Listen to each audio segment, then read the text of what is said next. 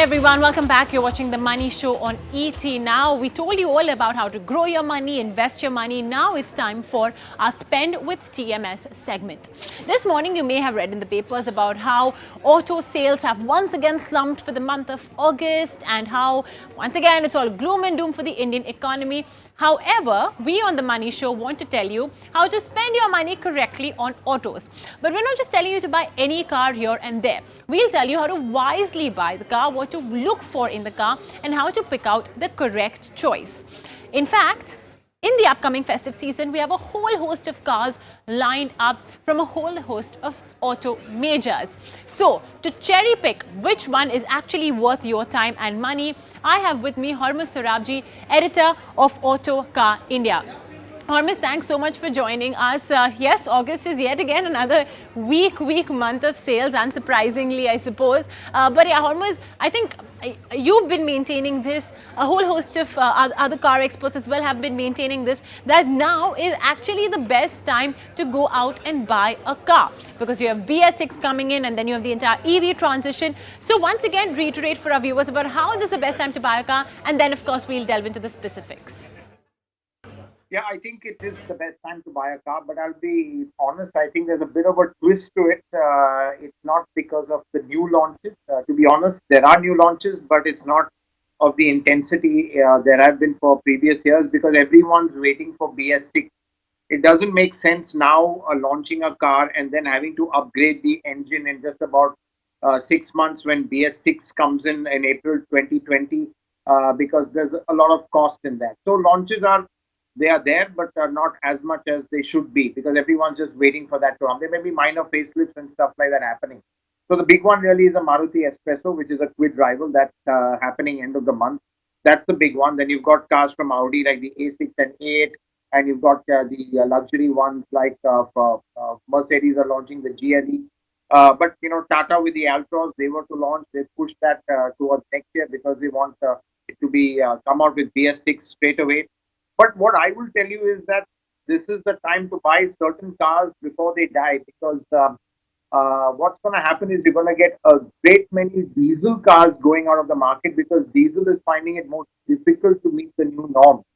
And frankly, there's going to be no real substitute for diesel. Cars like the Renault Duster, which is actually a fantastic car, is going to have no diesel option post April 2020. So, I mean, this is the time to buy a diesel car like that. You've got cars like the Hexa also, which is going to be very difficult to meet, the new norms. So there's a whole bunch of cars right now. You're getting great deals on them to buy BS4 cars, especially diesels, because the market is in not a great state. The cars are very affordable. They're huge discounts. And after April 2020, when you move to BS6, prices are definitely going to shoot up. So yes, I mean, this is the time to buy a car, but it's the time to buy an existing car before they get phased out. Okay, so rather than the new launches, Hormazd, does believe that it would be a better idea to buy one of the existing cars in the market as opposed to the new launches. But Hormazd, let's just talk about some of these new launches. Again, like you said, few of them in comparison to what we usually see. I suppose it's in light of the entire downturn that we've been seeing on sales. I think we have roughly 5 ones. 2 are all new cars and a few of them are just variants and facelifts. Let's start off first with the Espresso. I think that, like you mentioned, is very watched out for, and Maruti, of course, is a favorite, always very renowned for its great mileage, etc. How have you read into the initial reports that have come in of what's expected, what's not, etc. Yeah. for Espresso? Let me plug my issue. We've got an exclusive feature on the Espresso in the latest issue of Autocar, our 20th anniversary. We've got all the details there and the first few pictures of that. I mean, it's a very robust looking car. It's not very stylish, a little bit boxy. So it kind of caters to, let's say the mass market.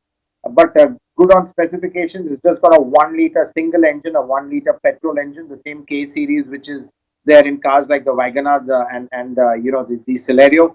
It's a mini SUV actually. In fact, in some ways, it reminds me of the first generation Scorpio, a smaller version of the Scorpio. Uh, it's got a very high stance, so a real SUV feel over there, which I think will be great for rural markets, for rural India where the roads are really bad. You need the high ground clearance, you need the high seating position to make driving easier, and of course, you don't have to worry about bad roads. And of course, being Maruti, it will come with the promise of very low running costs, good reliability, and good peace of mind from a solid dealer network. So Espresso, yeah, definitely a car to watch out for. As you said, coming with Maruti is coming from Maruti. It definitely. I mean, still they are the number one player in the market with almost 50% market share. So whatever they bring, everyone sits up and takes note. You know, Hormuz, the other car is the Harrier. The first edition, of course, was very well received. I mean, great ratings everywhere. Customers loved it. And now they are launching the Dark Edition. Would you be watching out for this one as well? Do you expect it to be just a simple design change, or there's No, something it's, bigger there? to be honest, it's just a paint job. Okay. There's really nothing new in that. So I wouldn't even call it a new car. It's just variant of it. But of course, they will be giving a few features here and there. They've had a sunroof retrofitted from Webasto, so they're doing a fair bit of stuff. But the real big change to the Harrier will again come next year, as I said, in time for BS6, where you'll get a seven-seater version with automatic transmission and a more powerful engine. So that's really the big change for the Harrier coming, not for the festive season, but next year. All right. And then Hyundai. From that stable, we just had the Neos, of course, which was released. And now Elantra is getting another facelift. I think that one comes in direct competition with Skoda, etc. Anything that you would like to point out in that car? Is that worth our buyers' time or money? Well, I think again, what's clear is that it's just a facelift. So you'll be getting a lot of enhancements from the interior. They'll be updating the infotainment system. You'll get a new look. All that will definitely be happening. I think what's important to know is that I think I'm not sure if they're bringing the diesel now, but I know by April 2020 they also might discontinue a diesel because the current 1.6 diesel which it has will not be compliant. So if you are in the lookout for a diesel version of an executive sedan like the Elantra, now's the time to buy it. And of course, the petrol is there. It's a 2 liter petrol. It's very responsive, but not too good on fuel efficiency, especially the automatic. It guzzles fuel. So, that's something to look out for. But again, Elantra is just a facelift, not really going to move the needle. You've got other products like the Civic out there, which is slightly overpriced, which I think is actually better in the segment. But having said that, the Corolla Altis, which a lot of people like because of its great backseat, its reliability, that sort of thing, that is going to be phased out as well. So, that's something worth considering. So, it's very strange that I'm talking about cars that are going to be phased out, which one should look out for, and not necessarily ones that are being launched. Don't fix it if it ain't spoiled, I suppose, Hormuz. But yeah, I think Hormuz seems to be more in favor of the old battery of cars that are currently in the market as opposed to the ones looked out. But still, Hormuz, I have to ask you about another one. And this one looks particularly interesting, especially if I look at the pictures, because there are not many cars in this MPV segment as such. This is almost like a seven-seater, Wellfire. That's, of course, coming out in October. But firstly, what sort of a demand do MPVs generally have in a country like India, where the density, of course, will render you almost hapless when it comes to driving the size of these cars in cities like Mumbai? Well, it's interesting. The MPV segment is actually coming back. In fact, interestingly, one of the few cars that still has strong demand in this market is the Maruti Ertiga. It wasn't our car of the year for nothing. And really, it's kind of blown past the Innova, which was the top dog in the MPV segment. You've got the Marazzo also, which has also stimulated the MPV segment to some extent. Obviously, it's not selling as much. And Innova still continues to sell in sizable numbers, though the volumes have overall dropped. So net-net, the MPV segment has kind of, become a bit resurgent. And people are noticing this. It's because, people are opting more for practicality right now, something that's basic, reasonable, affordable to run given the current economic situation. So Wellfire is a completely different animal altogether. It's super, super expensive. It's going to be 60, 70 lakhs, fully loaded kind of an MPV. It's got all the bells and whistles. It's basically like a hotel suite on wheels. You've got everything.